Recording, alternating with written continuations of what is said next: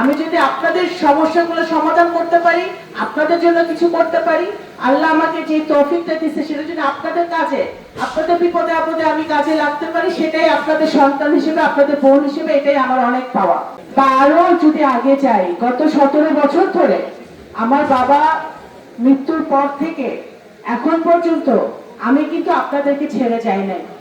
আপনারা বিপদে আপদে অনেক সময় আপনাদের জীবন বাঁচানোর ক্ষেত্রে, আপনাদের জমি জমা বাঁচানোর জন্য, আপনাদের নিজেদেরকে বাঁচানোর জন্য আপনাদের হয়তো অনেক সময় বেঁচে থাক 200-র বেশি সার্ভিস ও ফিচারে লেনদেনের সব বিকাশ অ্যাপে সম্ভব।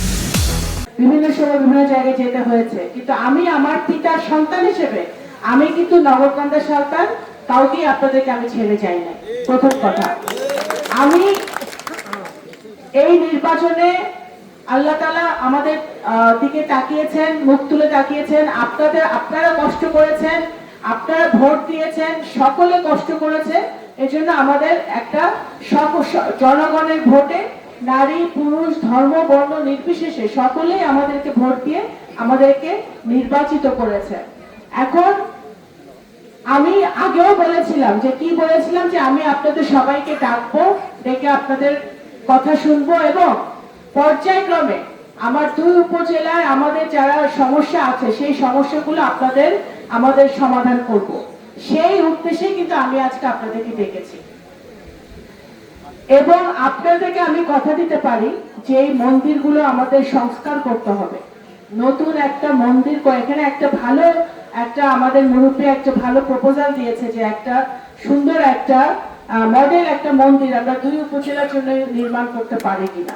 সুন্দর এখানে একটা প্রপোজাল আসছে এবং যে মন্দিরগুলো আছে সেই মন্দিরগুলো সংস্কার করা, নতুন মন্দির করা এবং কিছু কিছু জায়গায় আপনাদের মন্দির আছে কিন্তু ওই মন্দিরে যাওয়ার জন্য ভালো রাস্তা নাই, সেটাও কিন্তু আপনারা বলেছেন। সেই রাস্তাগুলো করা। তো আমি এখানে যারা আমাদের পূজা উদযাপন কমিটির নেতৃবৃন্দরা আছে, অজয় কর আছে, নিতাই আছে, আরো যারা নেতৃবৃন্দরা আছে, আমি আপনাদেরকে বলবো হিন্দু বৌদ্ধ খ্রিস্টান ফ্রন্ট, এটাও তো একটা কমিটি মনে হয় আছে আমাদের, না নেতৃবৃন্দ? আমি আপনাদেরকে বলবো যে আপনারা দয়া করে, এখানে কিন্তু আমাদের প্রশাসন যারা কাজগুলো করবে তারাও এখানে উপস্থিত আছে। তা আমি সবাইকে অনুরোধ করব যে আপনারা এই 3টা ধাপে, একটা হচ্ছে নতুন মন্দির, এটা একটা ধাপ, আরেকটা ধাপ হচ্ছে বিদ্যমান মন্দিরের সংস্কার, সেটা আরেকটা ধাপ, আরেকটা 3 নম্বর হচ্ছে যে আমাদের মন্দিরে যাওয়া আসার জন্য যুগোপযোগী রাস্তা। 3টা ধাপ। এই 3টা ক্যাটাগরিতে আপনারা যদি 3টা তালিকা করেন, তালিকা আমরা পর্যায়ক্রমে আমরা সকল 2 উপজেলায় আমরা কাজ শুরু করতে পারি। এখন থেকে আমরা কাজ শুরু করব ইনশাআল্লাহ। তো আমাদের ইএনও মহোদয় আছে, আমাদের ডিসি সাহেবরা আছে, জেলা প্রশাসক আছে, আমাদের নেতৃবৃন্দরা আছে, তাদের সকলের কাছে আমি জানাবো যে আপনাদের এই সমস্যাগুলো যেন অতি সত্বর আমরা সমাধান করতে পারি, সেটা আমরা দেখব। ঠিক আছে? এটা আমি আপনাদের সন্তান হিসেবে, এমপি মন্ত্রী হিসেবে না, আপনাদের মেয়ে হিসেবে আমি আপনাদেরকে কথা দিচ্ছি। ঠিক আছে? এবং আপনাদের মেয়ের যখন এই সুযোগটা আসছে, অবশ্যই আমি সবসময় ইলেকশনের আগেও বলছি, 17 বছর ধরে একই কথাই বলতেছি, আজকেও আমি একই কথা বলতেছি। এই মাটির থেকে, এই নগরকান্দা থেকে, এই শালটা থেকে আমার চাওয়া পাওয়ার কিছু নাই। আমি যদি আপনাদের সমস্যাগুলো সমাধান করতে পারি, আপনাদের জন্য কিছু করতে পারি, আল্লাহ আমাকে যে তৌফিকটা দিচ্ছে সেটা যদি আপনাদের কাজে, আপনাদের বিপদে আপদে আমি কাজে লাগতে পারি, সেটাই আপনাদের সন্তান হিসেবে, আপনাদের বোন হিসেবে এটাই আমার অনেক পাওয়া।